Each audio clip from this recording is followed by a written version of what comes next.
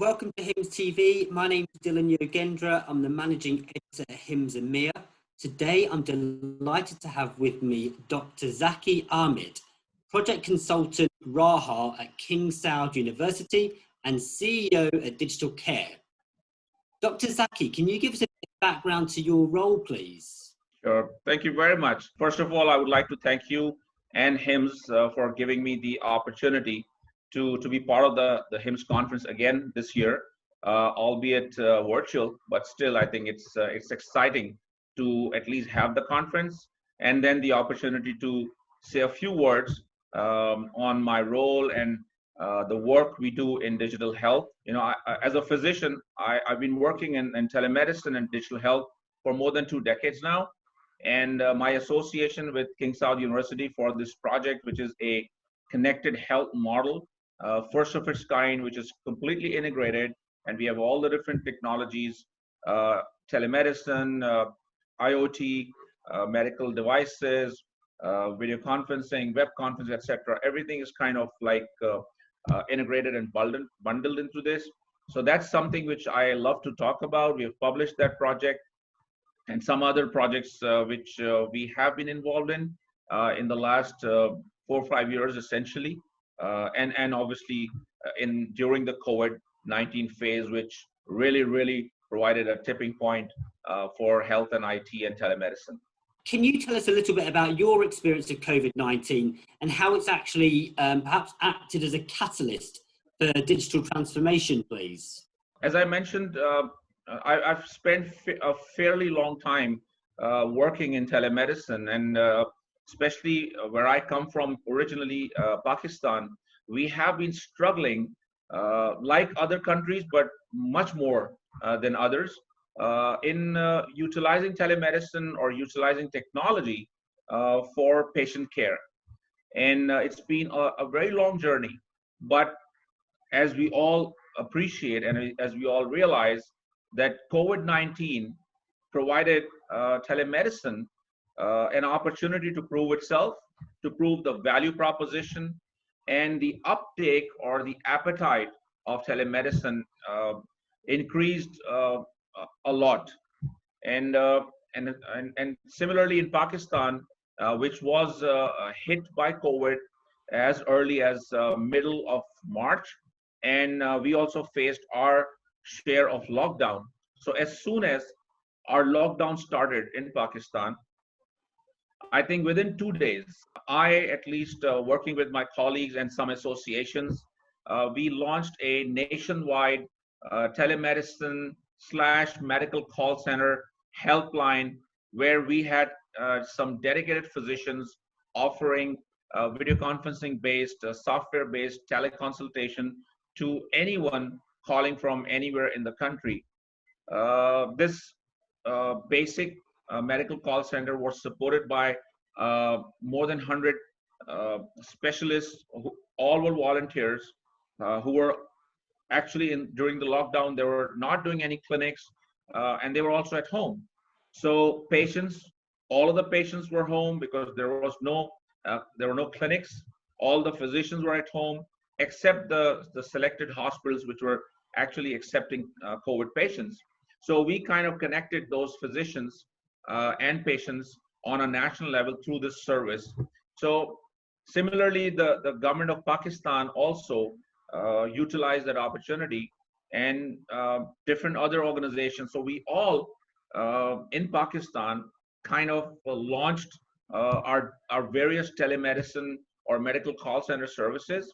So I think that was opportunity not only helping the patients, but helping people like us who have been advocating telemedicine for more than 2 decades, that it really works. And then we saw, you know, in the US that the President Trump actually he invoked the Medicare 1135 waiver, allowing more and more telemedicine to take place, lowering the bar, if I may call it, and so much so that, you know, physicians receiving calls from patients on the telephone, they were also being reimbursed. So I think that really helped in the tipping point. And if you go to UAE, as we all know, that in the last, at least in the last decade, people like us, we've really tried to push telemedicine in UAE. But for one or the other reason, we were really not so successful as we should have been.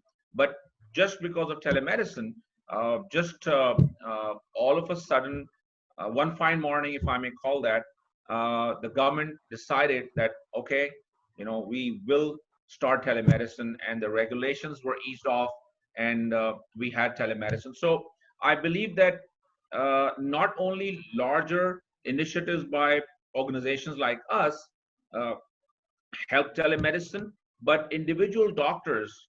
So only my company and the group I work with, we provided more than 150 physicians in Pakistan with telemedicine software and telemedicine apps so that they could do teleconsultation with their own patients.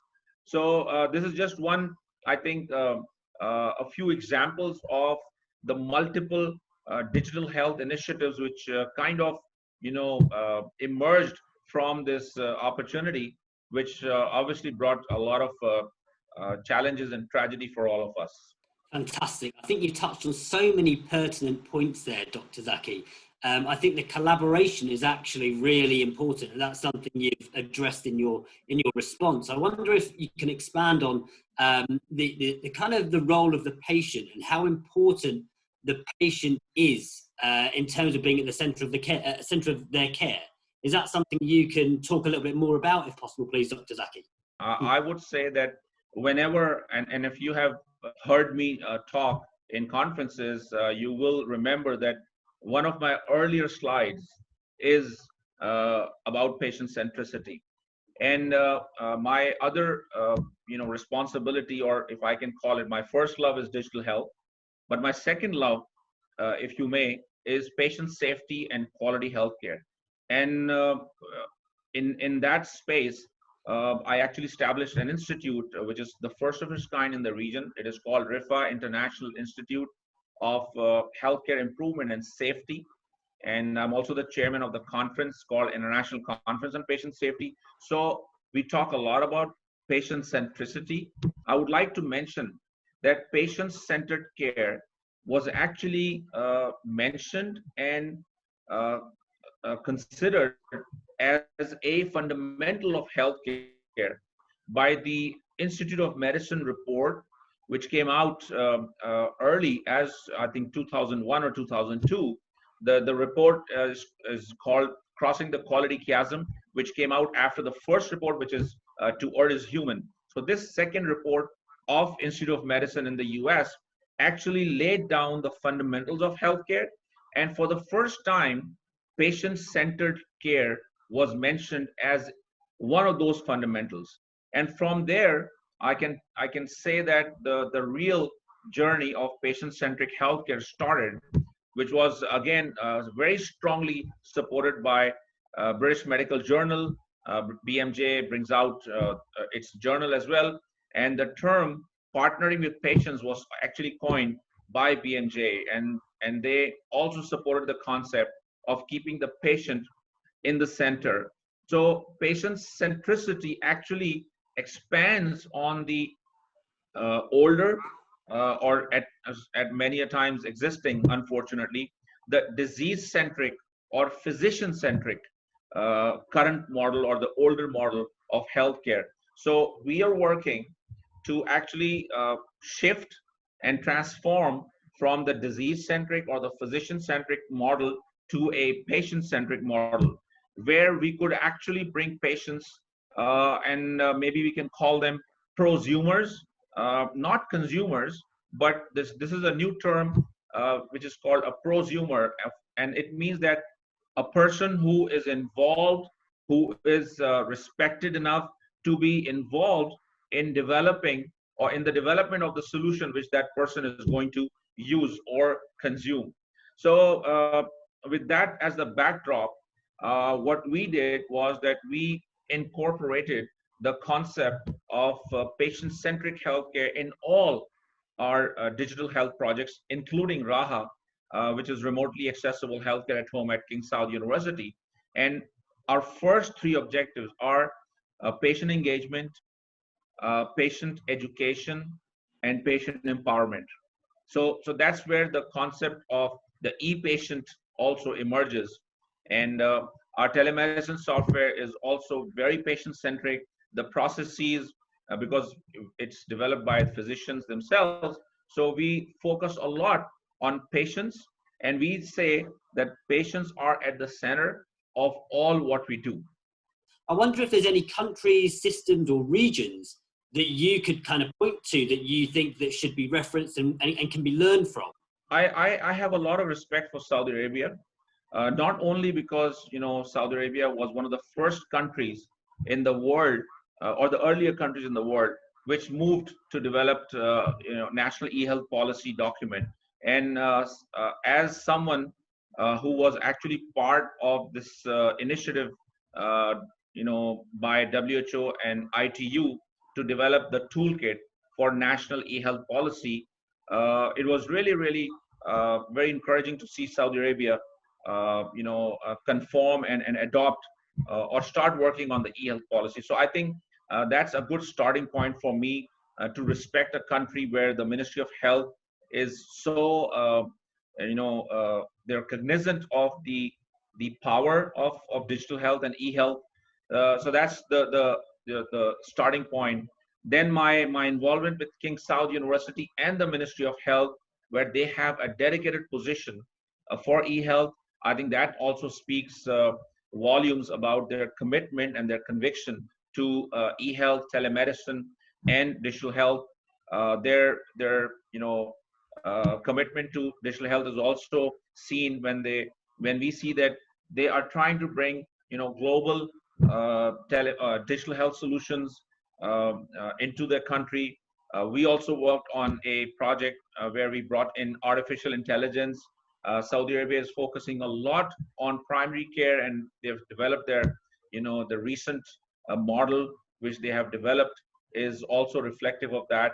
So I think that, and then again, the world's largest tele-ICU network happens to be in Saudi Arabia at a private hospital network. So I would say that in my association and in my learning of Saudi Arabia, especially in the last 5 years, because I've spent time and developed the project at King Saud. But even before that, when I was interacting, I was asked to speak and working with the Ministry of Health. I think that's a country which I would like to follow and see, because health informatics is really they're driving this health informatics and digital health, and becoming an example not only for the region but actually for the whole world, with their stages which they have achieved.